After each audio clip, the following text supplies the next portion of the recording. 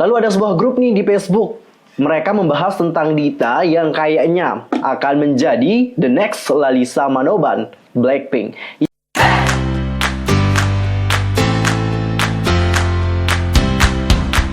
Halo, what's up guys, I'm Mr. Kim, welcome back to my channel. Gimana kabar kalian hari ini? Pastinya baik-baik aja kan? Nah, for this time kita akan ngebahas tentang perlakuan dari netizen kepada Dita Karang. Yang mana kalau kita lihat banyak banget dari netizen yang seakan-akan ngehujat Dita. Banyak yang bilang bahwa Dita ini cuman clickbait doang di grupnya. Dan ada juga yang bilang bahwa apa yang kita lakukan kepada Dita itu udah termasuk dalam bentuk overpride atau bangga yang berlebihan. Penasaran seperti apa pembahasannya? Wait, sebelum itu pastikan dulu untuk bantu perkembangan channel aku dengan cara subscribe, like, and comment. Follow Instagram aku di @yusralkim. Follow juga page spesial aku di Facebook yaitu Detektif Teori. Dan aku juga udah punya akun Twitter. Kalian bisa follow ya di @yusralkim02. Oke? Tanpa basa-basi lagi, yuk kita masuk ke topik pembahasan. Dita Karang merupakan idol girl group K-pop pertama yang berasal dari Indonesia. Jadi Dita telah debut bersama dengan Secret Number.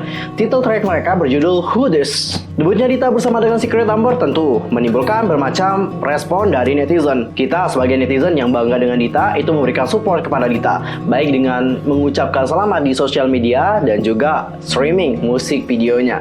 Tapi apa yang kita lakukan ini ternyata dianggap sebagai bentuk overpride oleh netizen yang lain. Dan sekarang aku punya beberapa komentar dari netizen mengenai hal tersebut. Kalian perhatikan ya. Kesel banget gue mah. Timeline Twitter, Instagram, semua isinya tentang Dita Karang. Iya, gue tahu.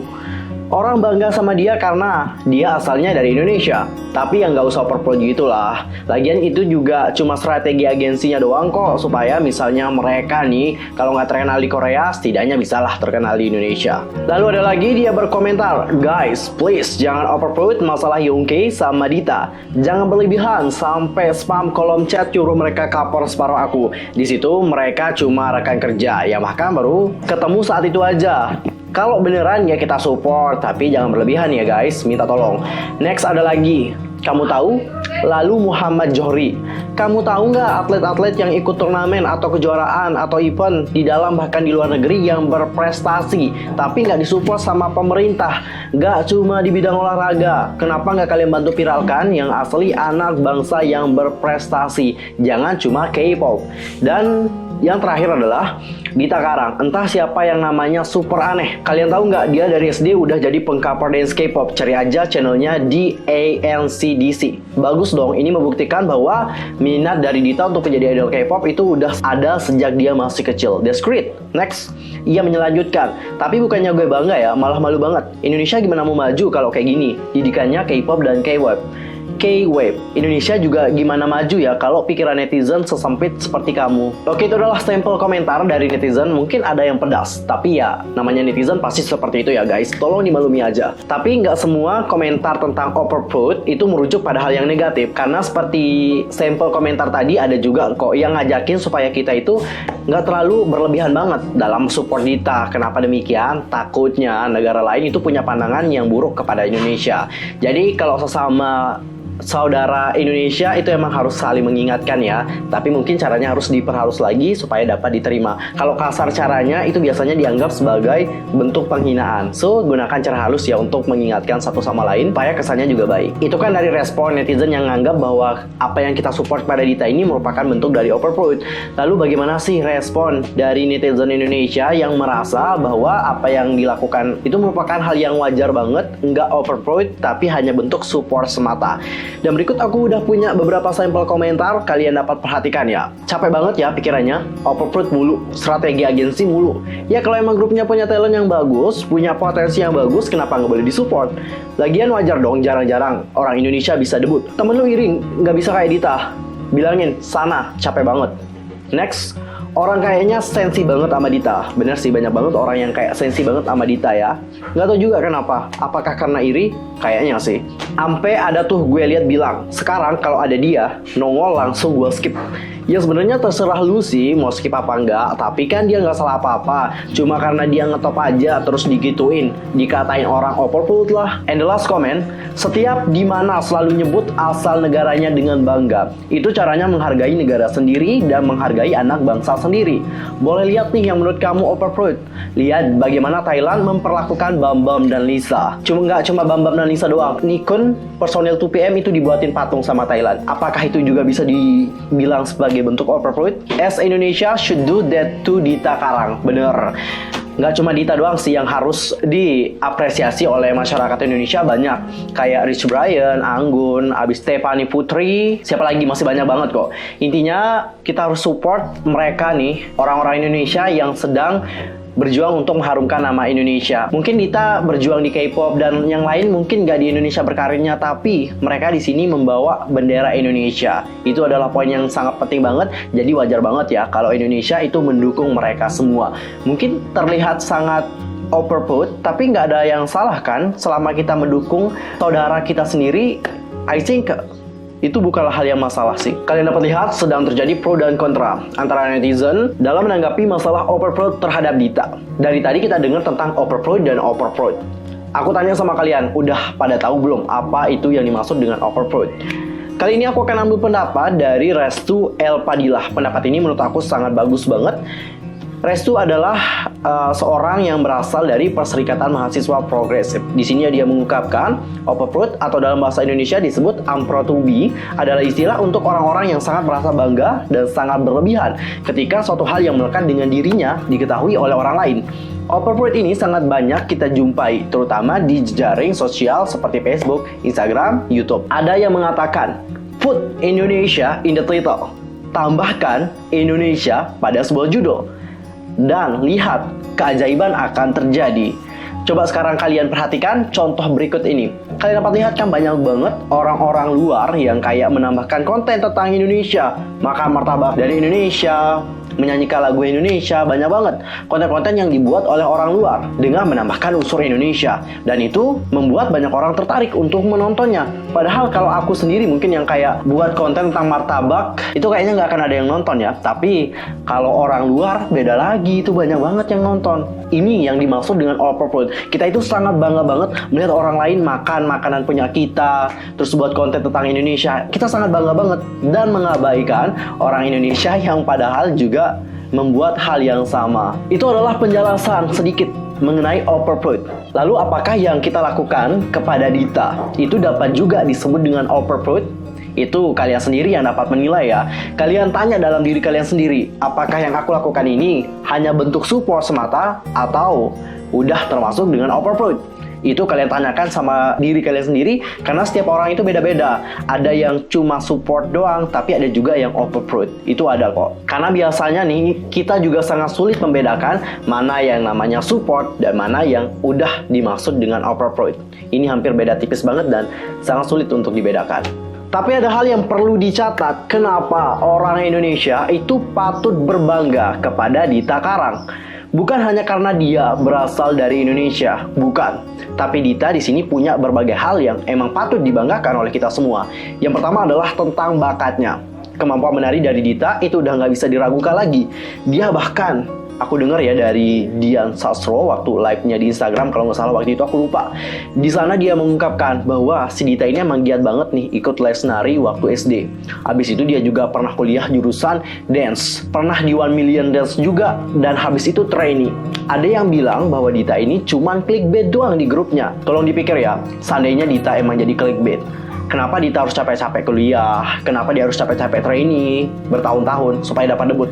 Kenapa dapat demikian? What I mean adalah perjuangan dari Dita itu sangat panjang banget dan nggak instan untuk menjadi seorang idol K-pop. Banyak orang yang melihat bahwa Dita ini terpilih sebagai idol K-pop karena dia berasal dari Indonesia. Ini adalah pola pikir yang salah.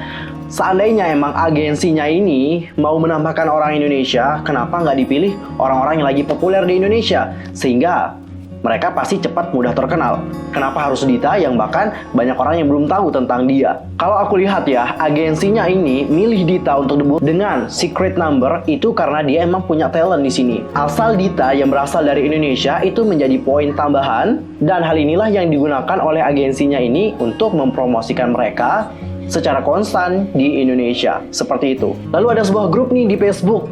Mereka membahas tentang Dita yang kayaknya akan menjadi the next Lalisa Manoban, Blackpink. Ia berpendapat bahwa popularitas dari Lisa itu terdongkrak dari dukungan penuh negaranya sendiri, yaitu Thailand. Dan melihat Dita, kita semua tahu bahwa kekuatan dari netizen Indonesia itu sangat besar banget. Masa sih Indonesia kalah netizennya dengan netizen dari Thailand? Itu loh yang didebatkan di grup ini. Serius guys, jangan tertawa ya. Saat aku melihat Dita, aku kepikiran akan Lisa. Aku berpikir nih, kayaknya si Dita ini the next Lalisa deh. Kenapa aku dapat berpikir seperti itu? Yang pertama adalah Dita dan juga Lisa itu sama-sama berasal dari Asia Tenggara. Yang kedua adalah mereka di sini posisinya sama guys, sebagai main dancer. Dan yang ketiga adalah poin yang sangat penting banget. Dita berasal dari Indonesia. Entah ini hanya kebetulan semata atau enggak ya, aku nggak tahu. Aku ngerasa agensinya Fine Entertainment ini emang sedang gencar banget untuk menarik perhatian masyarakat Indonesia. Hal itu dapat kalian lihat di saat para member Secret Number sering banget nih berbahasa Indonesia. Ada juga dari mereka yang menyanyikan Agnesmu kemarin, si Dennis, lagu Mataharinya Agnes di cover, meskipun dikit ya. Habis itu mereka juga nge-TikTok Harudang. Dan mereka juga mengucapkan Selamat Hari Raya Idul Fitri.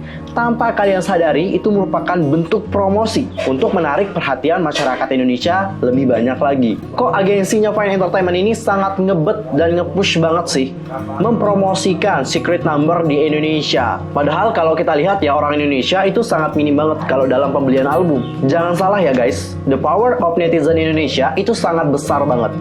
Di masa COVID-19 ini, mereka menggunakan kekuatan dari media sosial.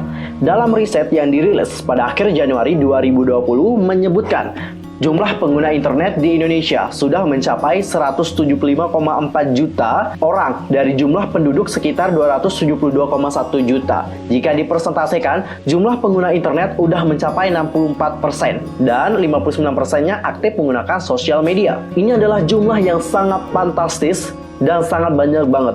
Pengguna sosial media Indonesia yang sangat banyak ini menjadi pasar empuk bagi agensinya, yaitu Fine Entertainment, untuk mempromosikan Secret Number. Power share to share yang dilakukan oleh netizen Indonesia itu nggak bisa diremehkan.